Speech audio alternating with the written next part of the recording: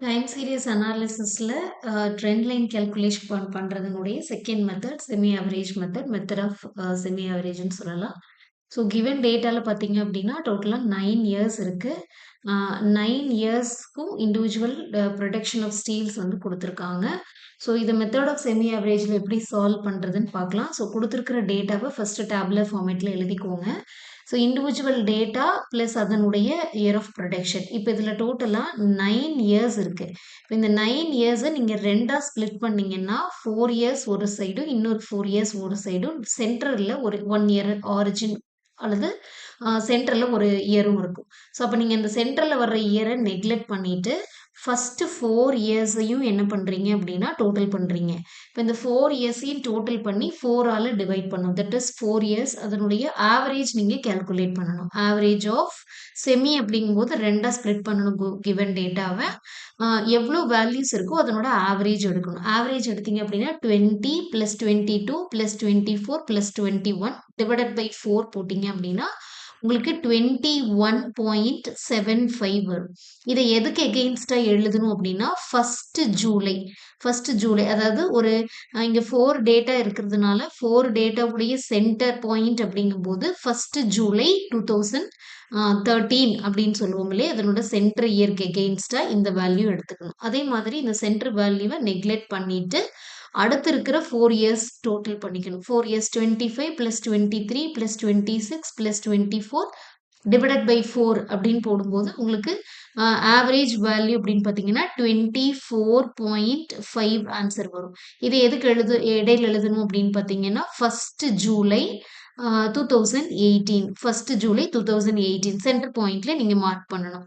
அப்போ இந்த ரெண்டு வேல்யூ தான் உங்களுடைய செமி ஆவரேஜ் உடைய 2 பாயிண்ட்ஸ்.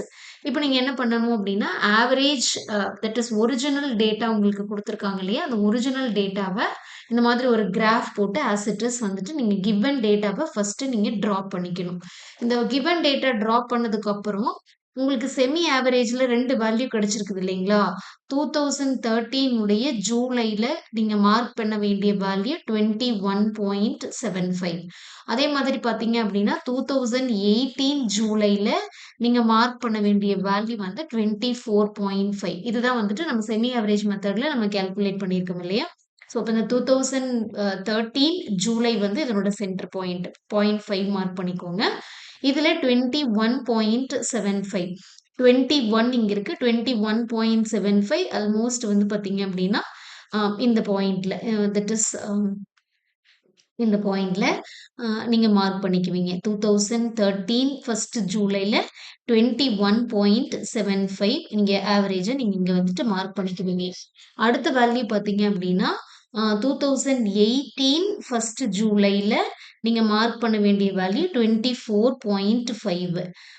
இதுல பார்த்தீங்க அப்படின்னா 24.5 வந்துட்டு உங்களுக்கு ஆல்மோஸ்ட் நியர்பை 20 நீங்க இந்த 0.5ல உங்களுக்கு வந்துடும்.